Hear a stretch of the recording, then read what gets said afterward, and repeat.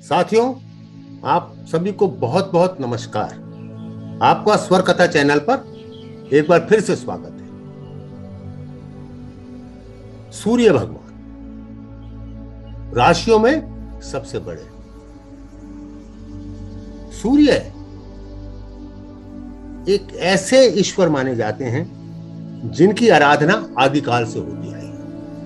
न केवल आर्यव्रत बल्कि संसार के बहुत से देशों में सूर्य की आराधना को बहुत पुराने उल्लेख भी मिलते हैं। माना यह जाता है कि सूर्य, आप जैसे जानते हैं, ऊर्जा के दाता हैं, प्रकाश के दाता हैं, और ये मनुष्य की बहुत सी असाध्य रोगों को भी साध्य कर देते हैं। आज का उड़ीसा में जो कोणार्क का सूर्य मंदिर है, ये इस तरह की बहुत सी कथाओं का गवाह है।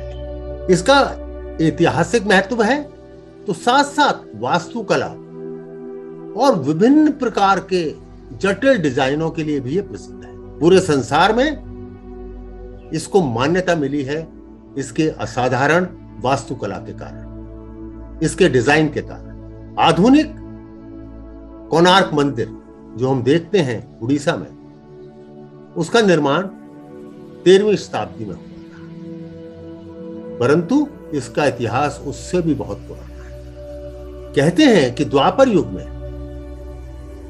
भगवान कृष्ण के पुत्र को एक बार श्राप मिला था उसके अभद्र व्यवहार के कारण, और उसे कोढ़ रोग हो गया था। सांबा ने अपनी गलती को पहचाना, वो ऋषि कटक के पास जा पहुंचा। ऋषि कटक ने नारद मुनि को कहा कि सांबा से कहें कि वह सूर्य देव की कठोर तपस्या करें।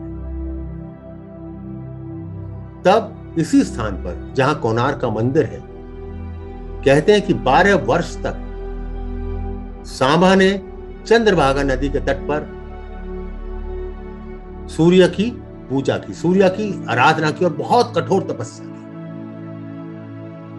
जब एक दिन सांबा चंद्रभागा नदी में नहा रहा था, तभी उसे भगवान सूर्य देव की एक मूर्ति भी प्राप्त हुई, जिसको कोणार्क मंदिर में स्थापित किया गया।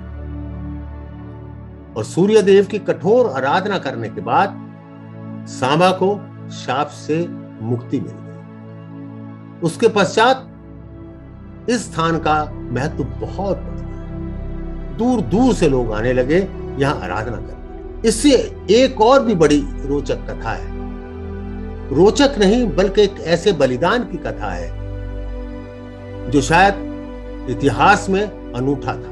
एक बालक के बलिदान की कथा। कहते हैं 13वीं शताब्दी में जब राजा नरसिंह देव ने इस मंदिर को बनाने का आदेश दिया और उसका पूरा डिजाइन बताया कि किस प्रकार से घोड़े उसको खींच रहे होंगे, जैसे सूर्य का रथ चलता है, इस की कारीगरी का समस्त भार विशु महाराणा, जो वहां के प्रमुख वास्तुकार थे, उनको सौंपा गया। और इसमें 12,000 कारीगर कार्यरत किए गए।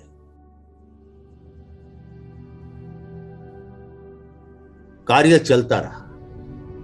कार्य को चलते चलते कई वर्ष बीत गए। कारीगरों ने पूरा मंदिर तो समाप्त कर दिया, बना दिया, परंतु उसका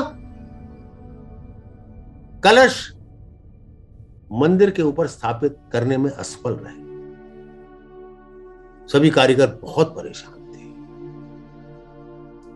विशु महाराणा के लिए एक बहुत ही समस्या का समय था। उनको पता था यदि सही समय पर विशु महाराणा ने मंदिर का निर्माण पूरा नहीं किया तो उनको कड़ी सजा मिलेगी। महाराणा ने एक दिन आज्ञा दे दी और एक तिथि निश्चित कर दी कि यदि इस तिथि तक मंदिर का निर्माण पूरा नहीं हुआ तो सभी को मौत की सजा दी जाएगी।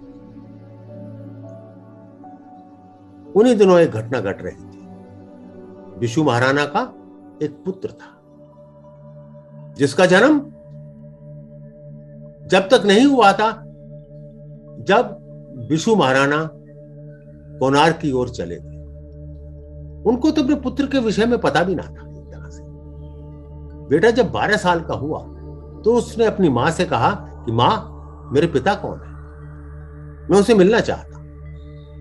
मां ने पहले तो टाल मटोल किया, क्योंकि वो नहीं जानती थी कि उनके पिता कहां हैं। परंतु जब वह बालक, जिसका नाम धर्मपद था, अटल रहा अपनी बात पर, तब उसकी मां ने उसे सारी कथा विस्तार में बताई और वो चल दिया। वो जानता था कि उसके पिता एक बहुत ही महान कारीगर है, और खास तौर से मंदिर निर्माण। वो भी इतने दिन, उसको भी शौक था, वो भी इतने दिन मंदिर निर्माण के बारे में पांडुलिपियों को पढ़ा करता था और समझा करता था। उस समय आसपास कोणार्क के बराबर का कोई मंदिर नहीं बन रहा। वो समझ गया कि मेरे पिता अवश्य कोणार्क में ही होंगे, और वो पैदल ही पहुंच गया। जब वह पहुंचा तो उसने अपने पिता को बहुत परेशान पाया। उसने अपना परिचय दिया, मैं आपका पुत्र हूं, आपकी चिंता का कारण क्या है? पिता ने कहा, बेटा अभी तुम बहुत छोटे हो, नादान हो, तुम मेरी समस्या का निवारण नहीं कर पाओगे। धर्मपद बोला, मैं हूं तो आपका पुत्र ना, मेरे शरीर में आपका रक्त बहता है, मैं भी मंदिर निर्माण के कार्य को जानता हूं, आप मुझे एक बार आज्ञा तो दें। तब बिशु महाराणा ने सब समस्या उसके सामने बताई और कहा कि यदि कल प्रातः तक मंदिर निर्माण का कार्य पूरा नहीं हुआ तो हम सबको मौत की सजा दी जाएगी। धर्मपद बोला, आप चिंता ना करें, और जा पहुंचा वो मंदिर के प्रांगण में। उसने देखा कि मंदिर का जहां कलश स्थापित होना है, मंदिर का जो शिखर है, उसमें कुछ वास्तु दोष था। उसने उस वास्तु दोष को दूर किया और कलश की स्थापना कर दी। सब कारीगर रोमांचित हो उठे कि एक नन्हे से बालक ने इतना बड़ा कार्य कर दिया। परंतु सभी कार्य करता परेशान भी हो गए। उन्होंने कहा कि जब राजा को यह पता लगेगा कि बिशु महाराणा और अन्य इतने बड़े बड़े वास्तुकला के दक्ष लोग इस कार्य को पूरा नहीं कर पाए और एक नन्हे बालक ने कर दिया, तो अवश्य ही बहुत बड़ी सजा देगी। आपस में विचार किया गया। कुछ लोगों का विचार था कि क्यों ना हम इस बालक की हत्या कर दें। बालक इन सभी बातों से अनभिज्ञ था। वो शिखर पर खड़ा हुआ था। उसने सोचा कि यदि महाराजा को यह पता लगा कि बिशु महाराणा इस कार्य को करने में असफल रहे हैं, तो मेरे पिता ने जितना नाम कमाया है, इन कारीगरों ने जितना नाम कमाया है, वो सब मिट्टी में मिल जाएगा और उनको सजा अलग मिलेगी। तो उसने मनी मन एक फैसला किया। वो शिखर पर जा पहुंचे। सब कारीगर अपने घर की ओर लौट गए। जब प्रातः में सब वहां पहुंचे तो देखा कि धर्मपद की लाश वहां पड़ी। सब हैरान हो गए। वहां के चौकीदारों से पता लगा, वहां के द्वारपालों से पता लगा कि इस बालक ने शिखर से कूदकर अपनी जान दे दी और यह संदेश दिया कि मैं नहीं चाहता कि मेरे कारण मेरे पिता का या आप सभी कारीगरों का नाम में कोई धब्बा लगे। सुनी थी कभी ऐसे बलिदान की कथा? मेरे जीवन में तो इस तरह की कथा कभी नहीं। भारतवर्ष इतना महान देश है, यहां बच्चे भी धर्म का पालन करना जानते थे। अपने से वरिष्ठ लोगों के लिए, अपने मां बाप के लिए कोई भी कुर्बानी देने से कभी हिचकिचाते नहीं थे। नमस्कार है ऐसे बालक धर्मपद।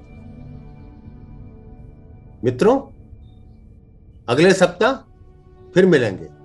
हाँ, इस बार मैं बृहस्पतिवार को यानी कि अगले थर्सडे को भी आऊंगा, क्योंकि जैसे पिछली बार मैंने आपको बताया था कि डॉक्टर इंदु शर्मा कुछ व्यस्त हैं, वो इस महीने के अंतिम तारीखों में ही उपलब्ध हो पाएंगे। तो तब तक के लिए साझा करते हैं और भी ऐसी प्रेरणादायक कहानियां जिसने भारतवर्ष का नाम ऊंचा किया। भारत को गौरवशाली बनाया और भारत में ऐसे ऐसे कारीगरी के नमूने दिए जो अद्वितीय हैं। आप सभी का बहुत बहुत धन्यवाद।